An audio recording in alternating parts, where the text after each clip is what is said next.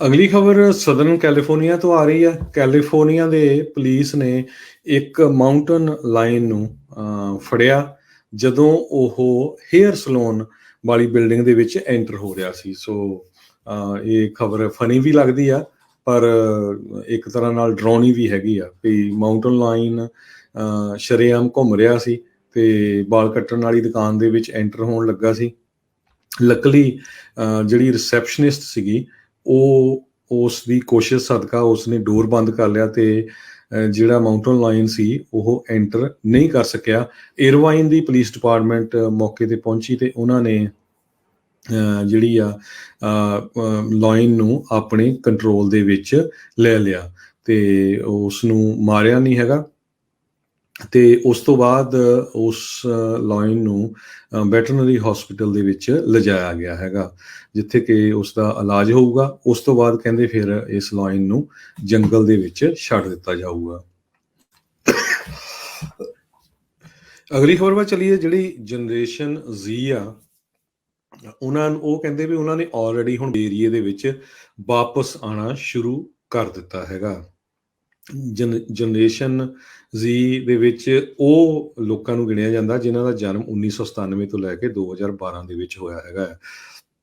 Real estate ਦੀਆਂ listing firms ਇਹ ਕਹਿ ਰਹੀਆਂ ਰੈਂਟਲ ਐਪਲੀਕੇਸ਼ਨਸ ਇੱਕ ਵਾਰੀ ਫਿਰ 21% ਦੇ ਕਰੀਬ ਇਨਕਰੀਜ਼ ਹੋ ਗਈਆਂ ਸੈਨ ਫਰਾਂਸਿਸਕੋ ਬੇ ਏਰੀਏ ਦੇ ਵਿੱਚ, ਕਿਉਂਕਿ ਜਿਹੜੇ ਯੰਗ ਬੱਚੇ ਆ ਮੁੜ ਕੇ ਫਿਰ ਇਹਨਾਂ ਨੇ ਬੇ ਏਰੀਏ ਦੇ ਵਿੱਚ ਆਉਣਾ ਸ਼ੁਰੂ ਕਰ ਦਿੱਤਾ, ਕਿਉਂਕਿ ਕਰੋਨਾ ਵਾਇਰਸ ਦੇ ਦੌਰਾਨ ਕਈ ਪੇਰੈਂਟਸ ਦੇ ਕੋਲ ਚਲ ਗਏ ਸੀ ਜਾਂ out of Bay Area move ਹੋ ਗਿਆ ਸੀ। ਸੈਨ ਹੋਜ਼ੇ ਟੌਪ ਦੇ 10 ਸ਼ਹਿਰਾਂ ਦੇ ਵਿੱਚ ਆਇਆ ਜਿੱਥੇ ਜਨਰੇਸ਼ਨ ਜ਼ੀ ਵਾਲਿਆਂ ਨੇ ਰੈਂਟਲ ਐਪਲੀਕੇਸ਼ਨਾਂ ਭਰਨੀਆਂ ਸ਼ੁਰੂ ਕੀਤੀਆਂ ਹੈਗੀਆਂ। ਇਹਦੇ ਨਾਲ ਇੱਕ ਵਾਰੀ ਫਿਰ ਰੈਂਟ ਉੱਪਰ ਜਾਣਾ ਸ਼ੁਰੂ ਹੋ ਗਿਆ ਹੈਗਾ। ਪਹਿਲਾਂ ਬਹੁਤ ਸਾਰੀਆਂ ਅਪਾਰਟਮੈਂਟਸ ਸੈਨ ਫਰਾਂਸਿਸਕੋ ਦੇ ਵਿੱਚ ਖਾਲੀ ਹੋਈਆਂ ਸੀਆਂ, ਬੇ ਏਰੀਏ ਦੇ ਵਿੱਚ ਸੈਨ ਹੋਜ਼ੇ ਏਰੀਏ ਦੇ ਵਿੱਚ ਤਾਂ ਫਿਰ ਇੱਕ ਵਾਰੀ ਭਰ ਗਈਆਂ ਸੀਆਂ।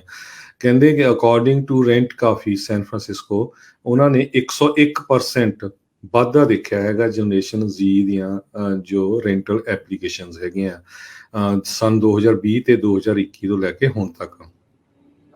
ਸੋ ਕਹਿੰਦੇ ਵੀ ਪ੍ਰੋਫੈਸ਼ਨਲ ਜੋਬਾਂ ਇੱਥੇ ਹੈਗੀਆਂ, ਹਾਈ ਪੇਇੰਗ ਜੋਬਸ ਆ।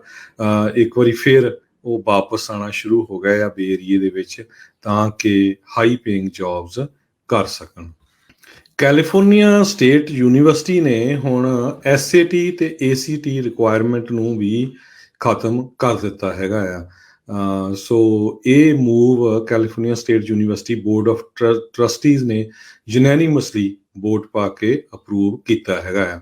ਕਹਿੰਦੇ ਪਈ ਜਿਹੜਾ ਹੁਣ ਐਡਮਿਸ਼ਨ ਹੋਊਗਾ ਕੈਲ ਸਟੇਟ ਯੂਨੀਵਰਸਿਟੀ ਦੇ ਵਿੱਚ ਉਹ ਵਿਦਾਊਟ ਟੈਸਟ ਹੋਊਗਾ, ਟੈਸਟ ਫ੍ਰੀ ਐਡਮਿਸ਼ਨ ਹੋਊਗਾ। ਸੋ ਉਹ ਯੂਨੀਵਰਸਿਟੀਜ਼ ਜ਼ਰੂਰ ਕੁਛ ਨਾ ਕੁਛ ਚੈੱਕ ਕਰਨਗੀਆਂ ਉਹਨਾਂ ਦਾ GPA ਜਾਂ ਹੋਰ ਐਕਸਟਰਾ ਕਰਿਕੂਲਰ ਐਕਟੀਵਿਟੀਜ਼ ਕੀ ਆ, ਪਰ SAT ਤੇ ACT ਨੂੰ ਨਹੀਂ ਕਾਊਂਟ ਕੀਤਾ ਜਾਊਗਾ। ਕੈਲੀਫੋਰਨੀਆ ਸਟੇਟ ਯੂਨੀਵਰਸਿਟੀ ਸਿਸਟਮ ਦੇ ਵਿੱਚ 4,77,000 ਸਟੂਡੈਂਟ ਹੈਗੇ ਆ ਤੇ 23 ਕਾਲਜਸ ਜਾਂ ਜਿਹੜੇ ਹੈਗੇ ਆ ਸਟੇਟ ਦੇ ਵਿੱਚ, ਤੇ ਯੂਨੀਵਰਸਿਟੀ ਆਫ ਕੈਲੀਫੋਰਨੀਆ ਦੇ ਕੋਲ 10 ਕਾਲਜਸ ਆ ਜਿਹੜੇ ਕਿ 2,80,000 ਬੱਚਿਆਂ ਨੂੰ ਐਡਮਿਸ਼ਨ ਦਿੰਦੇ ਆ ਹਰ ਸਾਲ।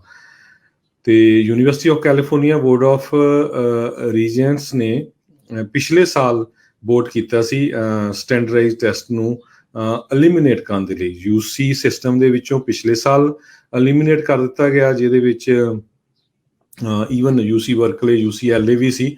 ਪਰ ਹੁਣ ਅੱਜ ਕੈਲੀਫੋਰਨੀਆ ਸਟੇਟ ਯੂਨੀਵਰਸਿਟੀ ਜਿਸ ਤਰ੍ਹਾਂ ਜਿੱਦਾਂ ਸੈਨ ਹੋਜ਼ੇ ਸਟੇਟ ਆ, ਫ੍ਰਿਜ਼ਨੋ ਸਟੇਟ ਆ, ਚੀਕੋ ਸਟੇਟ ਆ, ਇਹ ਉਹਨਾਂ ਸਾਰੀਆਂ ਜਿਹੜੀਆਂ ਕੈਲ ਸਟੇਟ ਯੂਨੀਵਰਸਿਟੀਜ਼ ਆ ਉਹਨਾਂ ਦੇ ਵਿੱਚ SAT ਤੇ ACT ਰਿਕੁਆਇਰ ਨਹੀਂ ਹੋਊਗਾ।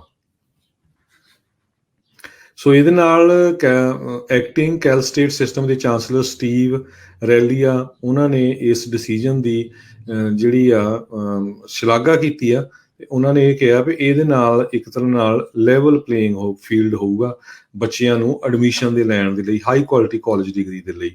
ਵੱਖ-ਵੱਖ ਬੈਕਗਰਾਊਂਡ ਦੇ ਜਿਹੜੇ ਬੱਚੇ ਆ, ਸੋ ਜਦੋਂ ACT ਜਾਂ SAT ਐਗਜ਼ਾਮ ਹੁੰਦੇ ਸੀ ਬਹੁਤ ਸਾਰੇ ਪ੍ਰਾਈਵੇਟ ਕੋਚਿੰਗ ਸੈਂਟਰ ਆ, ਜਿਹੜੇ ਲੋਕ ਅਮੀਰ ਹੈਗੇ ਆ ਉਹ ਤਾਂ ਕਾਫੀ ਪੈਸੇ ਦੇ ਕੇ ਆਪਣੇ ਨਿਆਣਿਆਂ ਨੂੰ ਜਿਹੜੇ ਆ ਉਹਨਾਂ ਕਲਾਸਿਸ ਦੇ ਵਿੱਚ ਪਾ ਕੇ ਕੋਚਿੰਗ ਕਰਾ ਸਕਦੇ ਸੀ।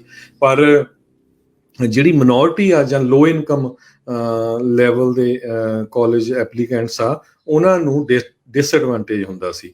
ਸੋ ਉਹਨਾਂ ਦੇ ਐਡਮਿਸ਼ਨ ਦੇ ਲਈ ਇੱਕ ਤਰ੍ਹਾਂ ਨਾਲ ਇਹ ਰੁਕਾਵਟ ਹੁੰਦੀ ਸੀ ਵੀ ਯਾਰ ਉਹ ਸਕੋਰ ਤਾਂ ਉਹਨਾਂ ਦੇ ਘੱਟ ਹੈਗੇ ਆ ਤੇ ਉਹਨਾਂ ਨੂੰ ਐਡਮਿਸ਼ਨ ਨਹੀਂ ਮਿਲਦਾ। ਸੋ ਇਹ ਸਾਰਾ ਕੁਛ ਉਸੇ ਦੇ ਮੱਦੇ ਨਜ਼ਰ ਰੱਖਿਆ ਗਿਆ ਹੈਗਾ ਆ। ਕਹਿੰਦੇ ਪਈ ਪੈਂਡੇਮਿਕ ਦੇ ਦੌਰਾਨ 1800 ਦੇ ਕਰੀਬ ਕਾਲਜਸ ਤੇ ਯੂਨੀਵਰਸਿਟੀ, ਜਿਹੜਾ ਕਿ 80% US ਦੀ 4 ਈਅਰ ਕੈਂਪਸ ਬਣਦੇ ਆ, ਉਹਨਾਂ ਨੇ ਟੈਸਟ ਨੂੰ ਆਪਸ਼ਨਲ ਕਰਤਾ ਸੀ ਜਾਂ ਸਕੋਰ ਫ੍ਰੀ ਪਾਲਿਸੀਜ਼ ਕਰ ਦਿੱਤੀਆਂ ਸੀਗੀਆਂ ਪਿਛਲੇ 2 ਸਾਲਾਂ ਦੇ ਦੌਰਾਨ। ਜੋ ਡਿਸੀਜਨ ਕੈਲ ਸਟੇਟ ਤੇ University of California college system ਨੇ ਇਹ ਕੀਤਾ ਹੈ ਵੀ ਪਰਮਾਨੈਂਟਲੀ ਅਸੀਂ ਇਹ ਬੈਨ ਕਰਨ ਜਾ ਰਹੇ ਹਾਂ। ਐਕਚੁਅਲੀ ਹੈ ਤਾਂ ਇਹ ਵੀ ਇੱਕ ਤਰ੍ਹਾਂ ਦੇ ਨਾਲ ਬਿਜ਼ਨਸ ਹੀ ਸੀ, ਕਿਉਂਕਿ ਕਈ ਵਾਰ ਲੋਕ 2-2 3-3 ਵਾਰ ਵੀ ਟੈਸਟ ਦਿੰਦੇ ਸੀ। ਕਿੰਨੇ ਕੋਚਿੰਗ ਸੈਂਟਰ ਹੁੰਦੇ ਸੀ ਜਿਹੜੇ ਬੱਚਿਆਂ ਦੀ ਇਹਨਾਂ ਸੈਂਟਰਾਂ ਦੇ ਵਿੱਚ ਤਿਆਰੀ ਕਰਾਉਂਦੇ ਸੀ।